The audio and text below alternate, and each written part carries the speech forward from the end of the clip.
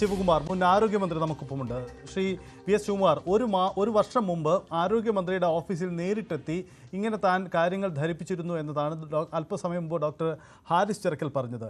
യഥാർത്ഥത്തിൽ ഒരു മെഡിക്കൽ കോളേജിൽ ഇത്തരം അവശ്യ സാധനങ്ങൾ ലഭ്യമാവാതെ വന്നാൽ അതിൻ്റെ പ്രോട്ടോകോൾ ഇങ്ങനെയല്ലല്ലോ. പിന്നെ എന്തുകൊണ്ടാണ് അങ്ങനെ ഒരു ഇടപെടൽ വേണ്ടി വന്നത്? എന്താണ് സംഭവിച്ച ഇക്കാര്യത്തിൽ? അല്ല, ഈ ഡോക്ടറുടെ ആ ഫേസ്ബുക്ക് പോസ്റ്റിൽ നിന്ന് തന്നെ കാര്യങ്ങൾ വ്യക്തമാണ്. അപ്പോ ഇത് അവിടെ ഓപ്പറേഷൻ നടത്താൻ എക്യുപ്മെന്റ് ഇല്ല എന്ന് പറഞ്ഞിട്ട് മന്ത്രിയുടെ ഓഫീസ് തന്നെ മാസങ്ങൾക്ക് മുമ്പ് പറഞ്ഞു ഇത് യാതൊരു വിധമായിട്ടുള്ള നടപടികളും സ്വീകരിച്ചിട്ടില്ല എന്നുള്ളത് വളരെ വേദനാജനകമായിട്ടുള്ള ഒരു കാര്യം, ഒരു സത്യമാണ് അദ്ദേഹം പുറത്തു പറഞ്ഞത്. നമുക്കറിയാം, മെഡിക്കൽ കോളേജുകൾ എന്ന് പറഞ്ഞു കഴിഞ്ഞാൽ സാധാരണക്കാരായിട്ടുള്ള രോഗികളുടെ അവസാനത്തെ ഒരു ആശ്രയ കേന്ദ്രമാണ്. അവിടെ പോകുമ്പോൾ അവർക്ക് നല്ല ചികിത്സ കൊടുക്കാൻ വേണ്ടിയുള്ള ഒരു സാഹചര്യം ഉണ്ടാകണം. അവിടെ ഡോക്ടർ HOD തന്നെ പറയുകയാണ് അവിടെ എക്യുപ്മെന്റ്സ് ഇല്ല, ഓപ്പറേഷൻ നടത്താൻ കഴിയുന്നില്ല. പലപ്പോഴും പല കാര്യങ്ങളും വരുന്ന രോഗികളിൽ നിന്ന് തന്നെ സാമ്പത്തികം സ്വരൂപിച്ചിട്ടാണ് ഈ സാധനങ്ങൾ വാങ്ങുന്നത് എന്നുള്ളതൊക്കെ പറഞ്ഞാൽ ഒരു പരമ അവമാനമാണ് നമുക്ക് ഈ കാര്യങ്ങളിൽ. ആരോഗ്യ മേഖലയിൽ വലിയ നേട്ടങ്ങൾ ഉണ്ടാക്കിയ ഒരു സംസ്ഥാനം എന്നുള്ള രീതിയിൽ മെഡിക്കൽ കോളേജുകളുടെ പോലത്തെ സ്ഥിതി തന്നെ ഇതാണെങ്കിൽ വളരെ ദുഃഖകരമായിട്ടുള്ള ഒരു സാഹചര്യമാണ്. അപ്പൊ എന്തായിരുന്നാലും ഈ ഡോക്ടർ പറഞ്ഞ കാര്യം അദ്ദേഹം വിളിച്ചു പറഞ്ഞതുകൊണ്ട്, സത്യം പറഞ്ഞതുകൊണ്ട് അദ്ദേഹത്തിനെതിരെ നടപടി സ്വീകരിക്കുകയല്ല വേണ്ട. ഇതിന്റെ യാഥാർത്ഥ്യം ഉൾക്കൊണ്ടുകൊണ്ട് എന്താണ് അവിടെ പരിമിതികൾ എന്ന് മനസ്സിലാക്കി ഓപ്പറേഷനും ചികിത്സയും ഒക്കെ നടത്തുന്ന എന്ത് പരിമിതികളാണ് ഉള്ളതെന്ന് മനസ്സിലാക്കി അതിന് അടിയന്തരമായ പരിഹാരം ഉണ്ടാക്കുക എന്നുള്ളതാണ്. മന്ത്രി ഇന്നലെ പറഞ്ഞത് അവര് ഈ കാര്യത്തെ കുറിച്ചൊക്കെ അന്വേഷിക്കട്ടെ. ഇപ്പൊ ഡോക്ടർ പറഞ്ഞതിന്റെ സാഹചര്യമാണ്. അല്ല, ഡോക്ടറുടെ പേര് ഈ പറഞ്ഞതിന്റെ പേര് നടപടിയെടുക്കുന്നതിനെ കുറിച്ച് അന്വേഷിച്ച് നടപടിയെടുക്കുന്നതിനേക്കാൾ മുന്തിയ പരിഗണന കൊടുക്കേണ്ടത് ഏതാണ്? അവിടെ എക്യുപ്മെന്റ്സ് ഇല്ല, മരുന്നില്ല, അതിനുള്ള സാഹചര്യങ്ങളില്ല എന്ന് പറഞ്ഞാൽ അതിനെക്കുറിച്ചല്ലേ അന്വേഷിക്കുന്ന അടിയന്തരമായ നടപടിയെടുക്കുക ആദ്യം. പിന്നെ മറ്റു കാര്യങ്ങളെ കുറിച്ചൊക്കെ നിങ്ങൾ അന്വേഷിക്കുക. ഇതൊക്കെ ആരെങ്കിലുമൊക്കെ തുറന്നു പറഞ്ഞാൽ മാത്രമേ അറിയുള്ളൂ. മെഡിക്കൽ കോളേജുകളുടെ സ്ഥിതിയെല്ലാം ഇത് തന്നെയാണ്. അപ്പൊ അദ്ദേഹം അത് വിളിച്ചു പറഞ്ഞു എന്നുള്ളതേ ഉള്ളൂ. ഓരോ ഡിപ്പാർട്ട്മെന്റുകളുടെയും സ്ഥിതിയാണ്. അവിടെ പോയാൽ യഥാർത്ഥത്തിൽ ഒരു രോഗി പോയാൽ അവിടെ സ്കാനിങ് ആയിരുന്നാലും അതുപോലെ മറ്റു ടെസ്റ്റുകൾ നടത്തുന്നതിനേക്കാളും മാസങ്ങൾ കഴിഞ്ഞിട്ട് വരാൻ പറഞ്ഞു വിടുകയാണ് സീരിയസ് ആയിട്ട് പോകുന്ന രോഗികളെ പോലും. ആക്സിഡന്റ് ആയി പോകുന്ന ആളുകൾക്ക് പോലും ഓപ്പറേഷൻ ചെയ്യാൻ അപ്പോൾ അവിടെ സാഹചര്യമില്ല. ഒന്ന്, അവിടത്തെ യഥാർത്ഥത്തിലുള്ള തിരക്കാണ്. ഒരു 4000-5000 OP ആയിലാണ് അവിടെ ആളുകൾ വരുന്നത്. അപ്പൊ അത് കഴിഞ്ഞിട്ട് കാഷ്വാലിറ്റി വരുന്നവര് ഇവരെയൊക്കെ അഡ്മിറ്റ് ചെയ്ത് അവർക്കുള്ള ചികിത്സ, ഡോക്ടർമാരൊക്കെ പരമാവധി അവർ ജോലി ചെയ്യുകയാണ്. ഡോക്ടർമാർക്ക് അവരെ ഞാൻ കുറ്റപ്പെടുത്തുന്നില്ല. പക്ഷെ അതിന് വേണ്ടുന്ന സാഹചര്യങ്ങൾ ഒന്നെങ്കിൽ മെഡിക്കൽ കോളേജിൽ ഒരുക്കണം. ഇവിടെ ഗവൺമെന്റ് കാലഘട്ടത്തിൽ ഞങ്ങൾ 2ാമത്തെ മെഡിക്കൽ കോളേജ് ഇവിടെ കൊണ്ടുവന്ന് അതിനെ പൂട്ടിയിട്ടിരിക്കുകയാണ്. ഉദ്ഘാടനം നടത്തിയ മെഡിക്കൽ കോളേജാണ്.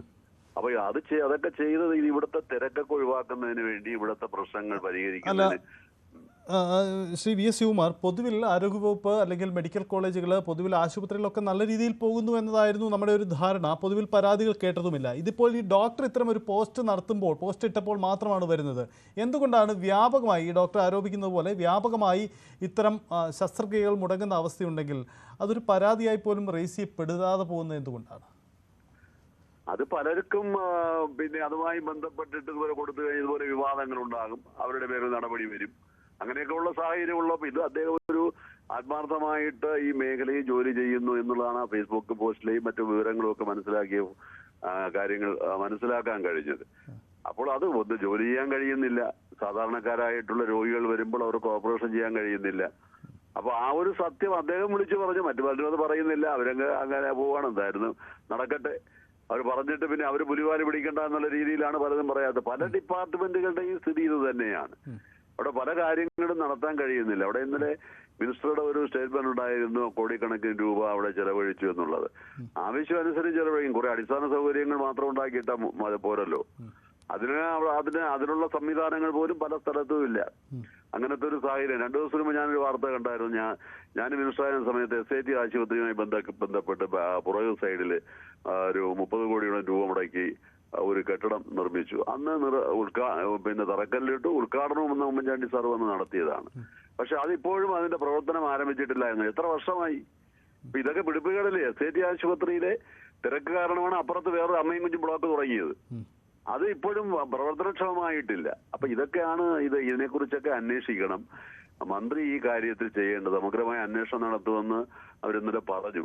അപ്പോൾ ചെയ്യേണ്ടത് ഈ തിരുവനന്തപുരം മെഡിക്കൽ കോളേജിന്റെ ഓരോ ഡിപ്പാർട്ട്മെന്റ് ഹെഡ് അവരുടെ ഒരു കോൺഫറൻസ് ഒക്കെ വിളിച്ചിട്ട് എന്തൊക്കെയാണ് പ്രശ്നങ്ങളെന്ന് അവരുമായി നേരിട്ട് സംവദിച്ച് അതിനാവശ്യമായിട്ടുള്ള ഫണ്ട് അനുവദിച്ച് കാര്യങ്ങൾ ജനങ്ങൾക്ക് പ്രയോജനകരമായ രീതിയിൽ നടപ്പിലാക്കുന്നതിലേക്ക് വേണ്ടി അടിയന്തരമായിട്ട് കാര്യങ്ങൾ ചെയ്യുക എന്നുള്ളതാണ്.